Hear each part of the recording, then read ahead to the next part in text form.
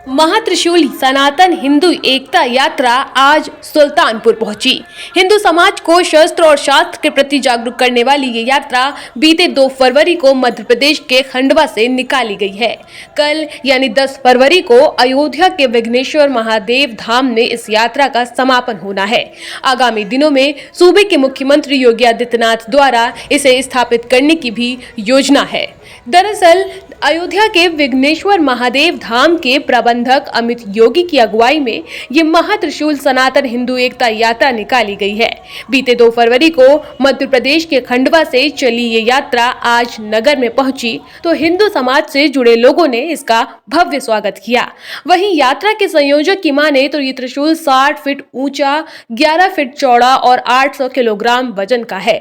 10 फरवरी यानी कल ये त्रिशूल महात्रिशूल यात्रा अयोध्या के विघ्नेश्वर धाम महादेव धाम पहुंचेगी, जहां इसका समापन किया जाएगा। आगामी 15 फरवरी को इस त्रिशूल को दर्शन के लिए रखा जाएगा। वहीं इस आगामी दिनों में सूबे के मुख्यमंत्री योगी आदित्यनाथ द्वारा इसे स्थापित करने की भी योजना बनाई जा रही है। वहीं यात्रा संयोजक अमित जोगी की माने तो आज के समाज में शस्त्र और शास्त्र के प्रति लोगों को जागरूक करने के लिए इस यात्रा की शुरुआत की गई है।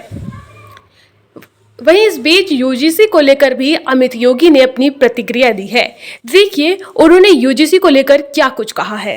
मैं अमित योगी, विघ्नेश्वर नाथ महादेव धाम शिवाला मंदिरम पूर्वा, अवधपुरी, अयोध्या से ये महात्रिशूल सनातन हिंदू एकता यात्रा 2 फरवरी छिंदवाड़ा मध्य प्रदेश से चली है और 2 प्रदेशों को जोड़ते हुए 12 जिलों से गुजरते हुए ये यात्रा आज कुशभवनपुर सुल्तानपुर में पहुंची है और जिसका समापन 10 फरवरी अयोध्या श्री विघ्नेश्वर नाथ महादेव धाम में होना है। इसका भी बड़ा उद्देश्य रहा समाज को शस्त्र और शास्त्र का ज्ञान कैसे हो।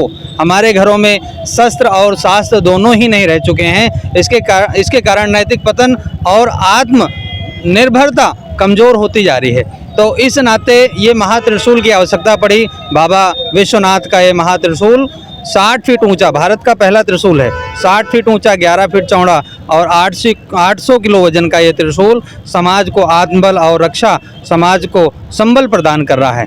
और ये 10 फरवरी को पहुंच करके और विघ्नेश्वर नाथ महादेव धाम में 15 फरवरी तक इसे दर्शन के लिए रखा जाएगा। इसके उपरांत इसको पुनः स्थापना की जाएगी, जिसमें माननीय योगी जी को हम सभी निवेदन करेंगे कि वो आएँ और इसका जो है उद्घाटन करके तब उसको स्थापित करें।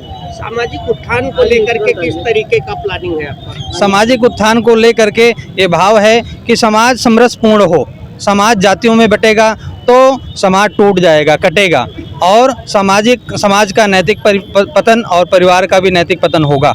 इसके कारण अपने जो हमारा विघ्नेश्वर धाम है वहाँ 365 पुजारी जोड़े हैं। ऐसे ही सभी मंदिरों से निवेदन करते हम सभी आ रहे हैं कि हर परिवार आध्यात्मिक हो, आध्यात्मिक धर्म मुख होगा तब उस परिवार का पतन नहीं और वो परिवार आगे की ओर बढ़ेगा। इस नाते समाज में समरसता का भाव स्थापित हो तो 365 परिवार जब एक मंदिर से जुड़ते हैं तो सभी वर्गों, हिंदू समाज के सभी वर्ग उसकी पूजा करते हैं तो सामाजिक सद्भावना और प्रेम और समरसता का भाव स्थापित होता है। यूजीसी के ऐसे कानूनों के रहते कैसे स्थापित हो पाएगा जहां पूरा समाज एक दूसरे के खिलाफ? तो उसके लिए भी समाज खड़ा हुआ है। अगर सरकारों ने इस बिल का समर्थन किया तो सरकार के विरोध भी समाज खड़ा होगा और उसे मुंहतोड़ जवाब दे देगा। क्योंकि अगर समाज कटेगा तो समाज का खंडन होते ही समाज बट जाएगा और देश समाज एक नहीं रह पाएगा। तो इस नाते सरकारों को भी ध्यान में आ रही है ये बातें कि नहीं, समाज को हमको बांटना नहीं है,